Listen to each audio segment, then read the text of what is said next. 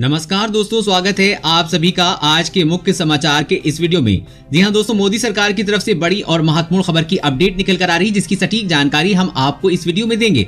बस आप इस वीडियो के साथ अंत तक बने रहें। लेकिन उससे पहले आपसे एक छोटी सी रिक्वेस्ट है कि मुझे इस वीडियो को बनाने में बहुत मेहनत लगती है, तो इस मेहनत के लिए वीडियो पर एक लाइक जरूर कीजिएगा। साथ ही वीडियो के नीचे दिए गए इस लाल बटन को दबाकर चैनल को सब्सक्राइब कीजिएगा और इस घंटी को भी दबाइए ताकि आपको दिन भर की बड़ी खबरों की जानकारी लगातार मिलती रहे।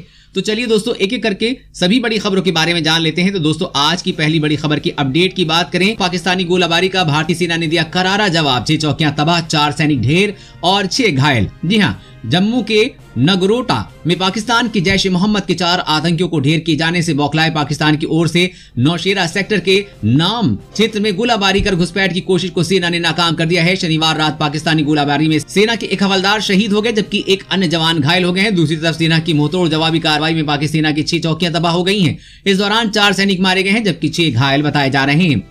पाकिस्तानी सैनिकों ने शनिवार रात करीब 1:30 बजे सेना की चौकियों को निशाना बनाते हुए पहले छोटे हथियारों से गोलाबारी की, कुछ देर बाद मोर्टार से गोले दागना शुरू कर दिए। इस दौरान पाकिस्तान ने आतंकियों को घुसपैठ कराकर भारतीय क्षेत्र में भेजने का प्रयास किया। सेना के सतर्क जवानों ने पाकिस्तानी सेना की गोलाबारी का मुंहतोड़ जवाब देते हुए घुसपैठ के प्रयास को विफल कर दिया। सेना की गोलाबारी के दौरान पाकिस्तानी सेना को भारी नुकसान उठाना पड़ा है। लाम क्षेत्र में सेना ने अलर्ट जारी करते हुए इलाके में रहने वाले लोगों को भी सतर्क कर दिया है। सेना के एक अधिकारी ने बताया कि नियंत्रण रेखा पर हालात तनावपूर्ण है। सेना पाकिस्तानियों को मुंहतोड़ जवाब देने के लिए तैयार है। और अगली बड़ी खबर की बात करें तो खुशखबरी, उपभोक्ताओं को 24 घंटे मिलेगी बिजली। मोदी सरकार ने जारी किए नए नियम। जी हां, सरकार ने बिजली उपभोक्ताओं को सशक्त बनाने के लिए महत्वपूर्ण कदम उठाए हैं। नए नियमों के तहत बिजली कनेक्शन जारी करने, बिजली बिलों का भुगतान की सुविधा और बिजली सप्लाई के लिए उपभोक्ताओं के ऊर्जा अधिकार तय किए हैं। ये पहली बार है जब पावर सेक्टर के उपभोक्ताओं के लिए मानक तय किए गए हैं। बिजली मंत्रालय के ये नियम ग्राहकों के लिए अधिकार से जुड़े हैं। नियमों के बारे में जानकारी देते हुए बिजली मंत्री आर.के. सिंह ने कहा कि अब कोई भी ग्राहक बिजली बिना नहीं होगा। वितरण कंपनियों को सेवाएं देनी होंगी और अगर वो इसका पालन नहीं करते हैं तो जुर्माना देना पड़ेगा। नए साल के तहत ग्राहकों को ऑनलाइन आवेदन का विकल्प मिलेगा, यानी कि बिजली कनेक्शन के लिए कार्यालय के चक्कर नहीं काटने पड़ेंगे। बिजली कनेक्शन मेट्रो सिटी में 7 दिन के अंदर और बाकी नगर पालिकाओं में 15 दिन के अंदर देना होगा। वहीं ग्रामीण इलाकों में 30 दिन के अंदर अंदर नया कनेक्शन देना होगा। ये भी तय किया गया है कि बिना मीटर के कोई भी कनेक्शन नहीं दिया जाएगा। मीटर की टेस्टिंग, उसमें डिफेक्ट, जलने या चोरी होने को लेकर भी कानून बनाए गए हैं। कंज्यूमर टैरिफ और बिल में पारदर्शिता भी होगी। साथ ही ग्राहकों को बिल के ऑनलाइन भुगतान का विकल्प भी मिलेगा। साथ ही ये भी तय किया गया है कि ग्राहकों की सुविधा के लिए ग्राहक सेवा केंद्र की शुरुआत की जाएगी। जो लोग इंटरनेट नहीं चला सकते हैं उनकी सुविधा के लिए कॉल सेंटर खोला जाएगा। वहीं ग्राहकों की शिकायतों का निपटारा कितने समय में किया जाएगा, ये भी तय किया जाएगा।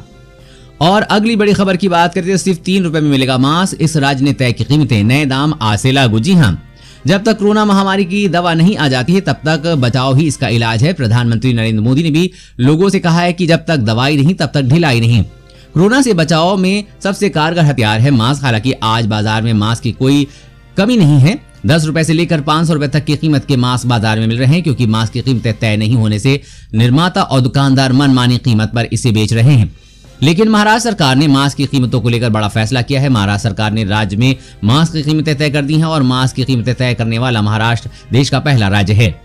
महाराष्ट्र सरकार ने मास्क को जरूरी वस्तुओं की सूची में शामिल करते हुए इनकी कीमतों पर लगाम लगाने का फैसला किया है। महाराष्ट्र सरकार ने मास्क की कीमतों को लेकर एक नोटिफिकेशन जारी किया है। मास्क की कीमतें आज से ही पूरे राज्य में लागू हो चुकी हैं। नोटिफिकेशन के मुताबिक वी आकार वाले N95 मास्क की कीमत 19 रुपए तय की गई है। N95 3D मास्क की कीमत 25 रुपए और N95 मास्क की कीमत 28 रुपए तय की गई है। 2 परत वाले सर्जिकल मास्क की कीमत 3 रुपए और 3 परत वाले सर्जिकल मास्क के दाम 4 रुपए तय की गई है। अब दुकानदार तय कीमतों से ज्यादा पर मास्क नहीं बेच पाएंगे। और अगली बड़ी खबर की बात करें, लद्दाख में भारत की आंखों में धूल झोंक रहा ड्रैगन अक्साई चीन को अभेद किला बना रहा है चीन। जी हां, चीनी बातचीत की आड़ में एक बार फिर से भारत के साथ बड़े धोखे की तैयारी कर रहा है। चीन की सेना अपने कब्जे वाले अक्साई चीन के इलाके में पिछले 30 दिनों में बड़े पैमाने पर सैनिकों को तैनात किया है और बहुत तेजी के साथ सड़कों का निर्माण कर रही है। यही नहीं, चीन ने पैंगोंग झील के फिंगर 6 से और 8 को जोड़ने वाली रोड को भी चौड़ा किया है, ताकि किसी युद्धक कार्रवाई की सूरत में बहुत तेजी से चीनी सेना को भारतीय मोर्चे के पास पहुंचाया जा सके। एक रिपोर्ट के मुताबिक चीनी सेना की इस कार्रवाई से स्पष्ट संकेत मिलता है कि वो अक्साई चीन में लंबे समय तक डटे रहने की तैयारी कर रहा है। साथ ही भारत के साथ बातचीत के बाद भी उस पर दबाव बनाए रखना चाहती है। भारत और चीन की सेना के बीच सैनिकों को पीछे हटाने और तनाव को घटाने के लिए बहुत जल्द ही बातचीत होने वाली है। लेकिन चीन जो हरकतें कर रहा है उसके बाद अगले दौर की बातचीत का कोई भी नतीजा नहीं निकलेगा। साथ ही चीन की तैयारियों को देखते हुए भारत भी अपनी स्थिति मजबूत कर रहा है।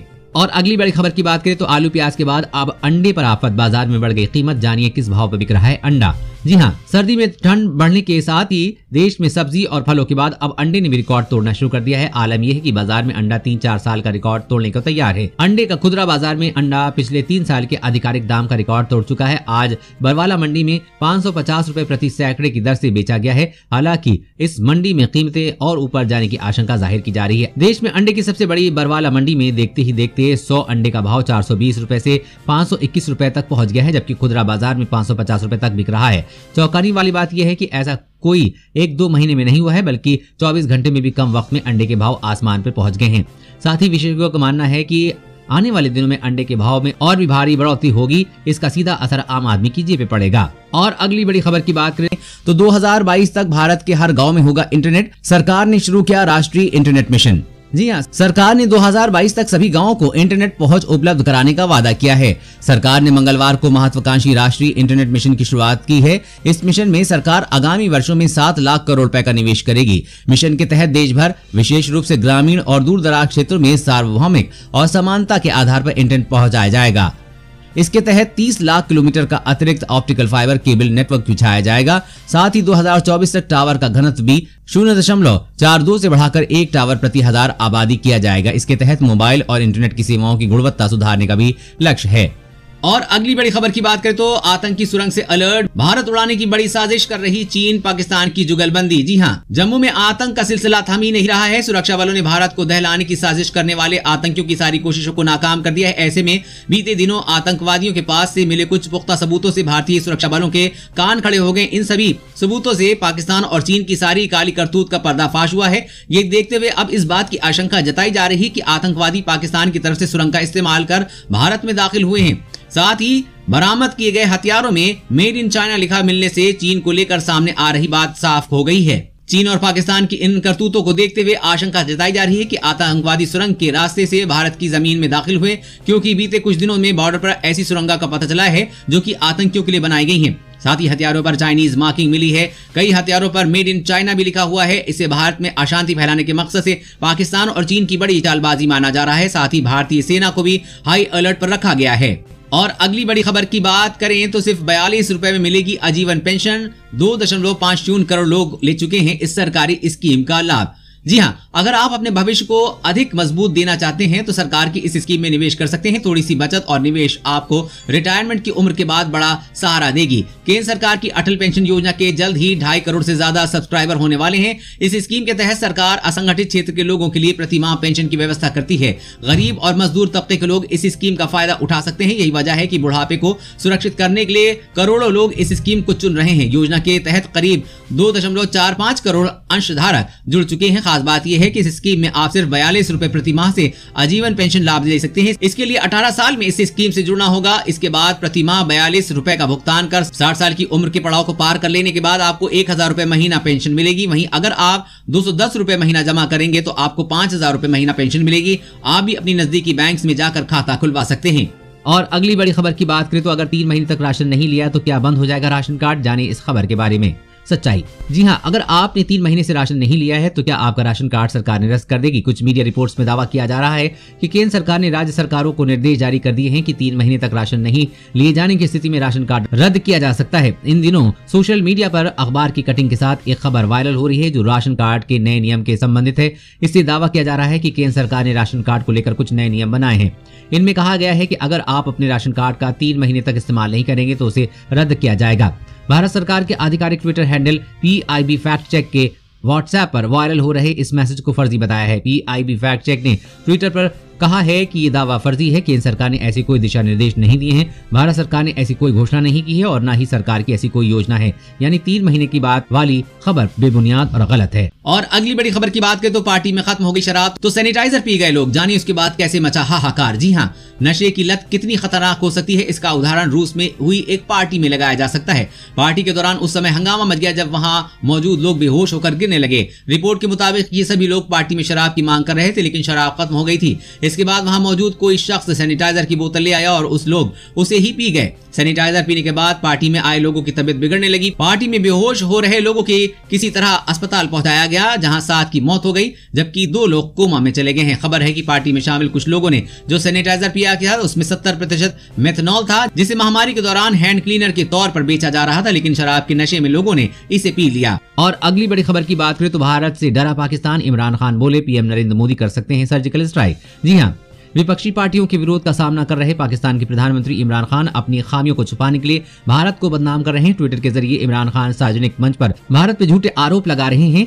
इमरान खान का कहना है कि भारत की मोदी सरकार कोरोना, महंगाई और बेरोजगारी जैसे मुद्दों पर असफल है और इसे छिपाने के लिए पाकिस्तान पर हमला कर सकती है। इमरान खान ने एक के बाद एक कई ट्वीट किए हैं। उन्होंने अपने ट्वीट में लिखा है कि मैं अंतर्राष्ट्रीय समुदाय से समकक्ष एक बात स्पष्ट कर देना चाहता हूं कि अगर भारत पाकिस्तान के खिलाफ फर्जी फ्लैग ऑपरेशन करता है तो पाकिस्तान भी चुप नहीं बैठेगा और भारत को हर मोर्चे पर इसका जवाब देगा। उन्होंने अपने एक और ट्वीट में लिखा कि भारत की मोदी सरकार आर्थिक मंदी और कोरोना वायरस के कुप्रबंधन से जूझ रही है। इन सभी मोर्चों को छिपाने के लिए भारत पाकिस्तान विरोधी फर्जी अभियान चला रहा है। इमरान खान पाकिस्तान के पहले ऐसे नेता हैं। इससे पहले पाकिस्तान के विदेश मंत्री शाह महमूद कुरैशी ने दावा किया था कि उसके पास इस बात के साक्ष्य हैं कि भारत पाकिस्तान पर फिर से सर्जिकल स्ट्राइक की योजना बना रहा है। दोस्तों, आज की खबरों में बस इतना ही। इसी तरह हर रोज काम की खबरें जानने के लिए आप हमेशा हमारे साथ जुड़े रहें। हमारे साथ जुड़ने के लिए वीडियो के नीचे दिए गए इस लाल बटन को दबाइए और साथ ही इस घंटी को भी दबाइए ताकि आपको हर खबर की सटीक जानकारी मिल सके। जय हिंद, धन्यवाद।